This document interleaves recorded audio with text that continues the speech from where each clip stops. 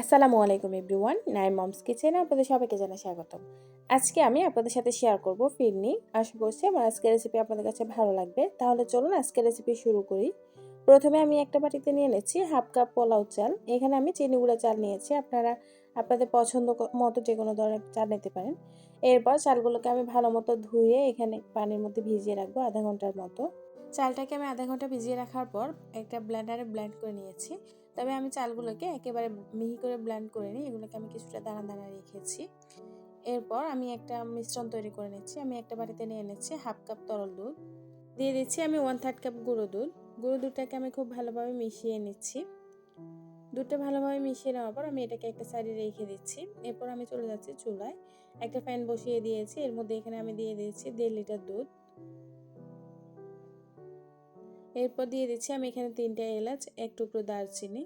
এরপর সবকিছু ভালোভাবে মিশিয়ে নিচ্ছি। চুলার আঁচটা আমি লো মিডিয়ামের মাঝামাঝি রেখে দুধটাকে আমি কিছুক্ষণ জাল করে নিচ্ছি। দুধটাকে অনবরত নাড়তে হবে। দুধটা কিছুক্ষণ জাল করে নেওয়ার পর আমি এখানে দিয়ে দিচ্ছি আগে থেকে ব্লেন্ড করে রাখা চালের গুঁড়োটা। চালের গুঁড়োটা দিয়ে সাথে সাথে এগুলো নাড়তে হবে, তা না হলে এগুলো দলা পাকিয়ে যেতে পারে। এরপর আমি অনবরত কিছুক্ষণ নেড়ে নিয়েছি।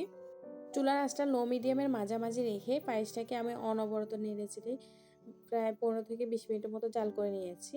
আর দেখতে পাচ্ছেন এখন দুধের ঘনত্বটা ঠিক কেমন। এরপর আমি এখানে দিয়ে দিয়েছি 1 কাপ চিনি।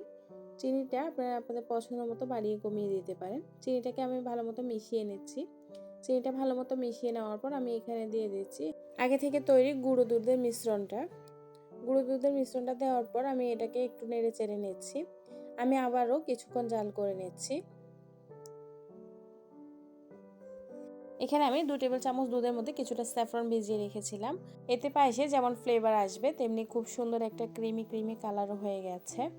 সব কিছু একসাথে ভালোভাবে মিশিয়ে নেওয়ার পর পায়েসটা যখন একেবারে হয়ে এসেছে শেষ পর্যায়ে আমি এখানে দিয়ে দিচ্ছি 1 টেবিল চামচ ঘি। ঘিটাকে দিয়ে আমি একটু ভালোভাবে মিশিয়ে নিচ্ছি। এরপর আমি ঘিটা ভালোভাবে মিশিয়ে নেওয়ার পর আরও 1 থেকে 1.5 মিনিটের মতো ভালো মতো জাল করে নিয়ে পায়েসটাকে আমি চুলা থেকে নামিয়ে নিচ্ছি। পায়েসটাকে আমি চুলা থেকে নামিয়ে অনবরত নেড়ে নেড়ে ঠান্ডা করে নিয়েছি। এরপর আমি এরকম ওয়ান টাইম কাপে পায়েসগুলোকে পরিবেশন করতেছি। আপনারা চাইলে আপনাদের পছন্দ মতো যে কোনো কিছুকে পরিবেশন করতে পারেন। এরপর আমি পায়েসের মধ্যে দিয়ে দিচ্ছি কিছু কিশমিশ। এরপর দিয়ে দিচ্ছি আমি কিছু পেস্তা বাদাম কুচি।